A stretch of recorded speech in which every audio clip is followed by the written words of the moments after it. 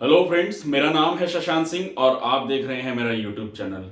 आज का जो टॉपिक है जिसके बारे में मैं बात करने जा रहा हूं वो मैं ऑयल प्राइजेस के बारे में बात करने जा रहा हूं कि आने वाले समय में ऑयल के जो प्राइजेस हैं वो किस तरीके से बढ़ने वाले हैं।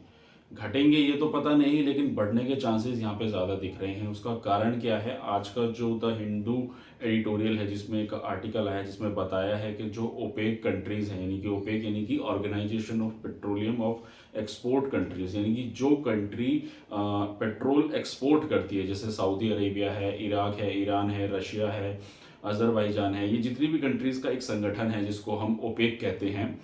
इसके अलावा अगर आपको मैं बताऊं कि जैसे G20 होता है, और मैंने आपको एक वीडियो बनाई थी जिसमें मैंने बताया था G20 होता है, कैसे कंट्रीज का संगठन होता है, नाटो होता है, ठीक उसी तरीके से ओपेक होता है जिसमें वो सारी कंट्रीज आती हैं जो पेट्रोलियम यानी कि क्रूड ऑयल जो होता है उसको एक्सपोर्ट करती हैं पूरे वर्ल्ड में।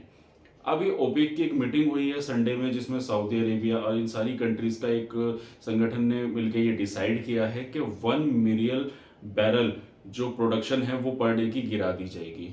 अब पहली बात तो मैं बताना चाहूंगा यहाँ पे बैरल क्या होता है। तो देखिए, 1 बैरल का मीनिंग होता है यहाँ पे कि एक बैरल में अप्रोक्सीमेटली 159 लीटर क्रूड ऑयल होता है। तो इसलिए हम इसको 1 बैरल में काउंट करते हैं। तो वहां पे जो प्रोडक्शन है वो 1 मिलियन बैरल की है, पर डे की जो प्रोडक्शन है उसको गिरा दी जाएगी।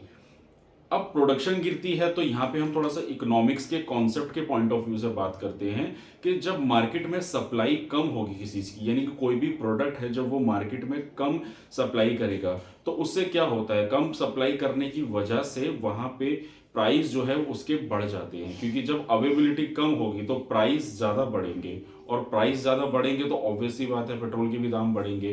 तो यही रीजन है जिसकी वजह से बताया जा रहा है कि आने वाले समय में 2024 के बाद जो है ओपेक कंट्रीज अपनी जो प्रोडक्शन है उसको गिरा देगी। अब मुद्दा यहाँ पे ये आता है कि प्रोडक्शन गिरा देगी या कम कर देगी, उसका कारण क्या है? प्रोडक्शन कम करने का कारण ऐसा क्यों कर रही है ओपेक कंट्रीज? उसका जो सबसे बड़ा कारण है वो ये है कि वो चाहते हैं कि जो उनका ऑयल प्राइस है, यानी कि जो उनका क्रूड ऑयल प्राइस है, वो एक लिमिट से नीचे ना गिरे। क्योंकि ऑब्वियसली बात है कि देखिए, प्रोडक्शन होती है तो उसमें क्या होता है कि प्रोडक्शन होती है, कॉस्ट लगती है, मशीनरी है, लेबर कॉस्ट है, वो सारी निकालनी पड़ती है। तो अभी जैसे सुनने में आ रहा है कि ग्लोबल रिसेशन आने वाला है और इकोनॉमी, क्योंकि हमारे जो कोरोना के टाइम पीरियड के बाद से काफ़ी सारी कंट्रीज की जो इकोनॉमी जिस तरीके से बढ़नी चाहिए थी वो उतने लेवल पे नहीं बढ़ी है, और कहीं ना कहीं हमें एक ग्लोबल रिसेशन देखने की संभावना हो रही है।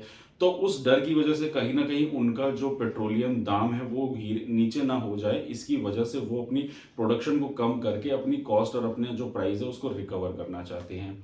ग्लोबल रिसेशन के अलावा अगर मैं अगले टॉपिक की बात करूं, यानी कि अगले पॉइंट की बात करूं, तो जैसे डिमांड की बात है कि अगर क्या होता है कि सप्लाई, जैसे फिर से इकोनॉमिक्स का कॉन्सेप्ट मैं यहाँ पे लाऊंगा, क्या होता है कि जब ज़्यादा मार्केट में सप्लाई होने लगती है तो डिमांड होती है, फिर सडनली डिमांड गिरने लगती है। अब जो इकोनॉमी है वो मैंने अपनी इस वीडियो में भी बताया था कि जो डिमांड एंड सप्लाई का जो कॉन्सेप्ट होता है उसमें क्या होता है कि अगर मार्केट में डिमांड होगी किसी चीज़ की तो तभी उसकी सेल होगी और तभी इकोनॉमी चलेगी। अब अगर मार्केट से डिमांड ही खत्म हो जाएगी तो चीज़ों के दाम ऑब्वियसली बात है कम होंगे, तो वो भी एक रीज़न है उनके प्राइस को मेंटेन करने के लिए। उसके अलावा अगर मैं बात करूं स्पेकुलेशन प्राइस, स्पेकुलेशन में क्या होता है कि लोग अनुमान लगाते हैं कि कभी कभार पेट्रोल बढ़ जाए, तो कुछ ऐसे मार्केट में कुछ ऐसे ब्रोकर्स होते हैं वो क्या करते हैं, उस पेट्रोल को खरीद के एडवांस में रख लेते हैं। तो इस तरीके की चीज़ों को रोकने के लिए उन्होंने एक ये स्टेप उठाया है। उसके अलावा अगर मैं बात करूं यूएसए की, तो यूएसए सबसे बड़ा ऑयल प्रोड्यूसर है आज की डेट पे। जैसे अगर मैं रैंकिंग के हिसाब से बात करूं तो यूएसए सबसे ज़्यादा प्रोडक्शन करता है क्रूड ऑयल की, उसके बाद आता है हमारा सऊदी अरेबिया और फिर आता है हमारा रशिया।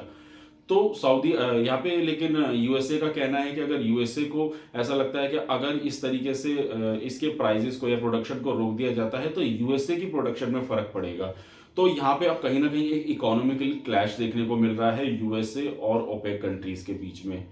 अब मैं बात करूंगा भारत की, यानी कि इंडिया की अगर मैं बात करूं तो इंडिया में इसका इम्पैक्ट वैसे तो देखिए ज़्यादा नहीं पड़ेगा। उसका सबसे बड़ा कारण ये है कि यूएसए और यूक्रेन और रशिया वॉर के बाद से जो हमारा 100% जो हम पूरा का पूरा जो इंपोर्ट करते हैं क्रूड ऑयल, उसका मैक्सिमम परसेंटेज हमारा क्रूड ऑयल कहाँ से होता है? रशिया से होता है। और रशिया से हमें काफ़ी कम दामों में एज कंपेरेटिवली बाकी कंट्रीज से, यानी सऊदी अरेबिया और इराक के कंपेरेटिवली हमारा जो क्रूड ऑयल है वो हम लोग रशिया से इंपोर्ट कर रहे हैं सस्ते सस्ते दामों में, तो इसका इम्पैक्ट या इस चीज़ का हमारे इंडिया में ज़्यादा देखने को नहीं मिलेगा। लेकिन हाँ, मैं दोस्तों यहाँ पे अंत में एक बात यही कहना चाहूँगा कि जो अभी आने वाले समय में देखा जा रहा है, जिस तरीके से ग्लोबल रिसेशन की संभावना है, मैं इवन इस पे एक वीडियो भी आने वाले समय में बनाऊंगा, जिसमें बताऊंगा कि ग्लोबल रिसेशन आने का कारण क्या है इकोनॉमी में।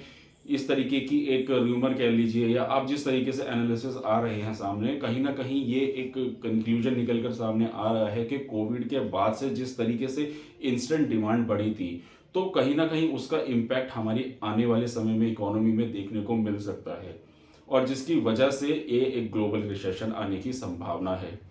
तो दोस्तों, ये था मेरा आज का topic about the crude oil और द ओपेक, यानी कि हमारी जो ऑर्गेनाइजेशन होती है, organisation of petroleum for exporting countries.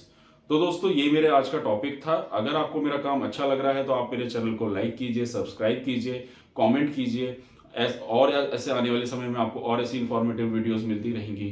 तो दोस्तों, आज के लिए बस इतना ही। Thank you very much.